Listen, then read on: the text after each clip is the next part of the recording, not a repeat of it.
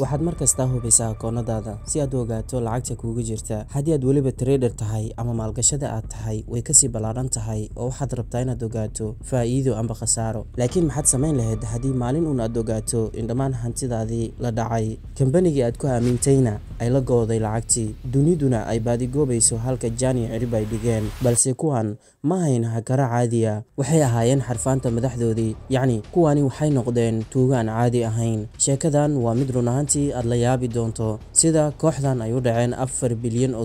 Habka Bitcoin-ka waan ku faahfaahin doonaa waxa ay tahay Bitcoin-ka. Arrinta sheekadeena uga cajibsan waa in falkan ay sameeyeen laba wiilo oo dhalinyaro ah oo walaalo ah, aadna u da'yara, lana filayay inay heer ka gaaraan nolosha. Balse heerka ay nolosha rabeen inay ka gaaraan wuxuu noqday inay xadaan $4 bilyan, iyaga oona iska fogeeyey tixraacyadoo dhan. Xarfaantan halkii laga sugayay inay horumariyaan dalalkooda, balse isla iyagii ayaaba dhacay dalkii oo dhan, waxayna bilaabeen khiyaano malaayiin dollar ah. Haddaba waxaan jawaab u raadinaynaa su'aalaha laga yaabo inaad isweydiinayso: xagee ku dambeysay $4 bilyan?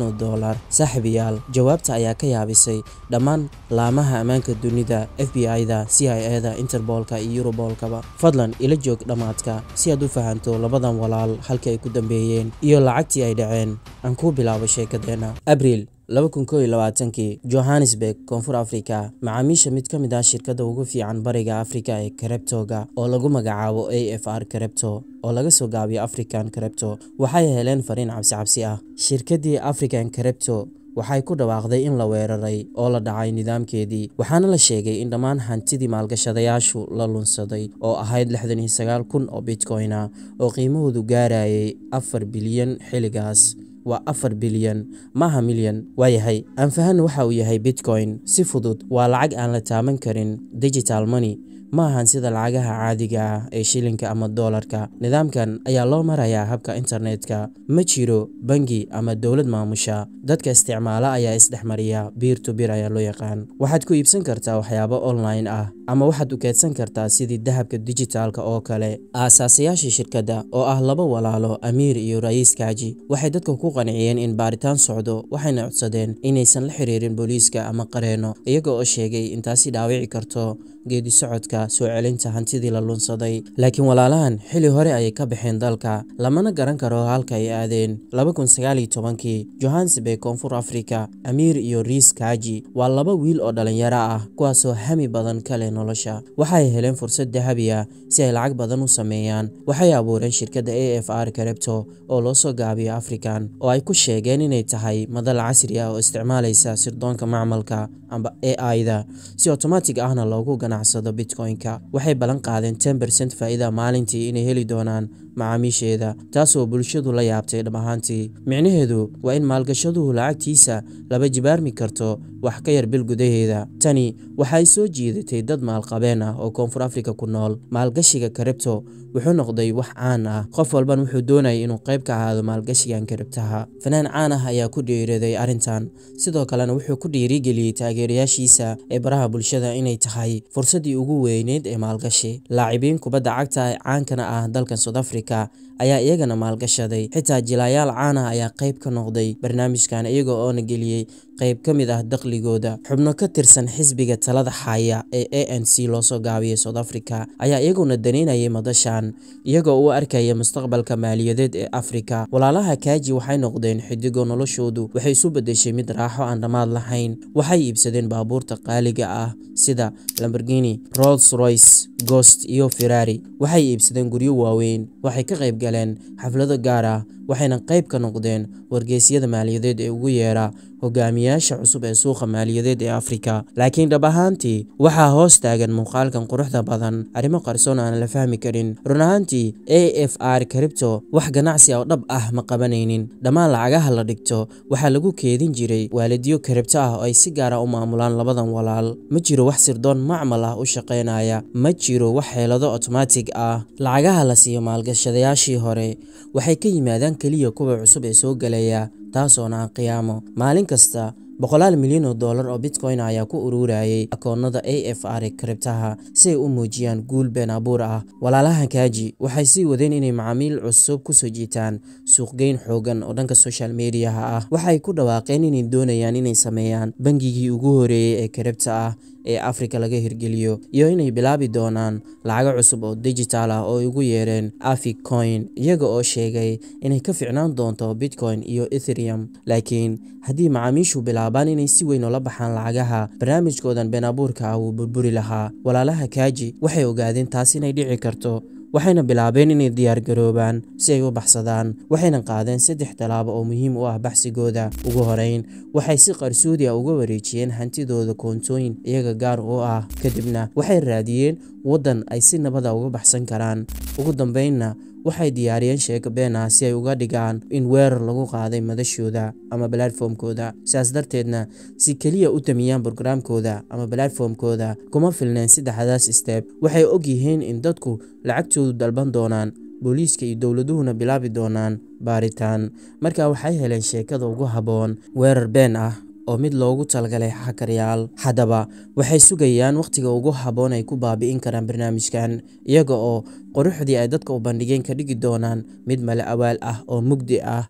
Abriil 2021, maalgashadayaashii AFR ee crypto waxay heleen mareegto sidii caadiga ahayd. Waxay galeen mareegtooda sidii caadiga ahayd si ay u eegaan akoonadooda, laakiin subaxdan wax baa qaldanaa. Wax kala wareejinta lacagta ayaa istaagtay, lacagna lalama bixi karo.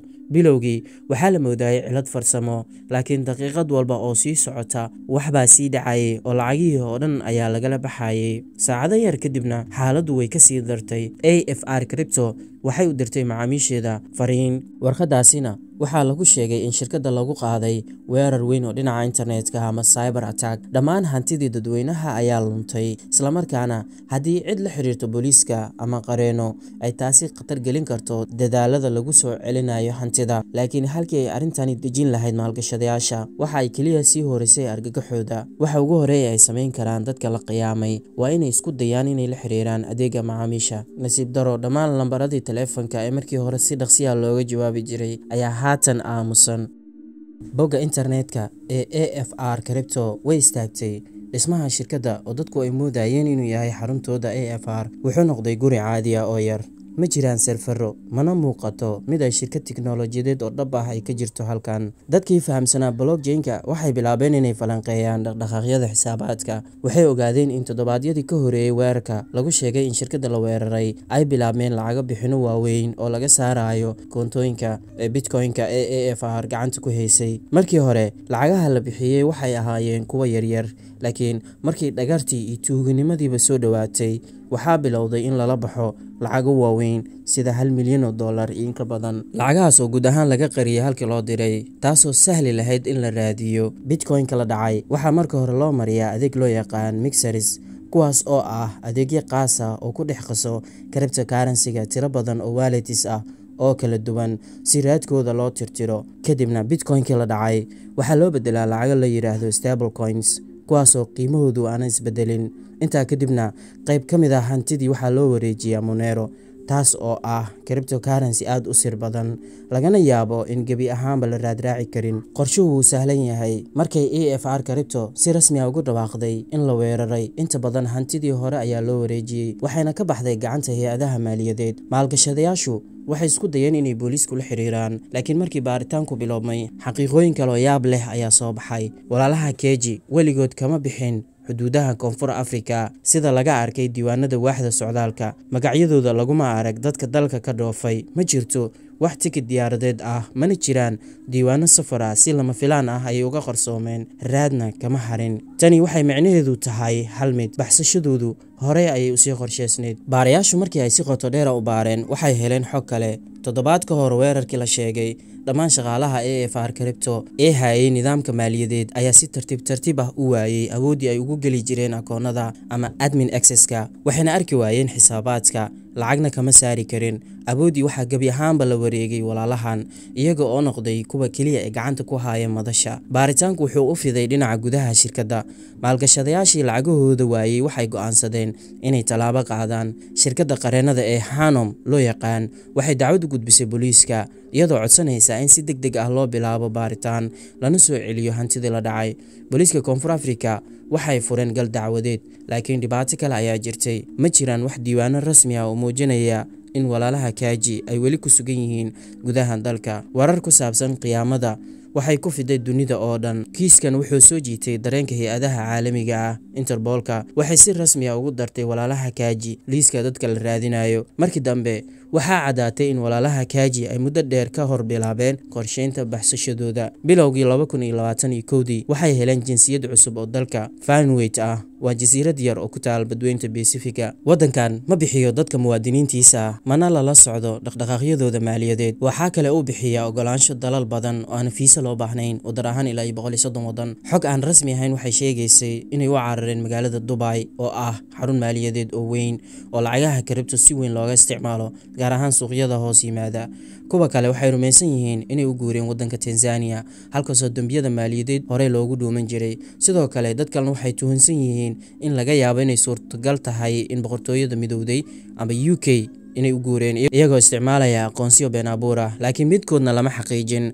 Sanadii 2023 xaaladii oo ay sii cakirantay, baarayaal Swiss ayaa helay akhbaar lama filaan ah. Banki ku yaal Zurich ayaa laga helay sanduuq qarsoon ama waxa loo yaqaan safe deposit box oo ay ku jirto hardware crypto wallet ah. Waxa suurtagal ah in qalabkani hayo qayb ka mid ah hantidii la xaday, laakiin hal mashaakil ayaa jirta. Furaha sirta ah la'aantiis laguma furi karo. Ma cadda in walaalahan ay leeyihiin ama haddii ay tahay arrimo kale oo lagu marin habaabinayo. Dadkii rajaynaya inay lacagtooda helaan waxay ku dambeeyeen meel madow. Baaritaankii caalamiga ahana wax natiijo ah lagama gaarin ilaa 2024. Kiisku wuxuu galay meel cidla ah. Hay'adaha maamulka maaliyadda ee Koonfur Afrikana waxay sheegtay in AFR Crypto ahayd shirkad maaliyadeed oo diiwaan gashan. Sidaas darteedna dowladdu ma lahan sharci ay ku baarto kiiskan. Macnaheedu wuxuu yahay ma jiro qof mas'uul ka noqon kara arrinkan. Laakiin su'aashu weli way taagan tahay. Walaalaha Kaji ma la heli doonaa mar uun mise 4 bilyan oo la xaday ayaa si rasmi ah uga dhacay gacanta tuugo xirfadaysan?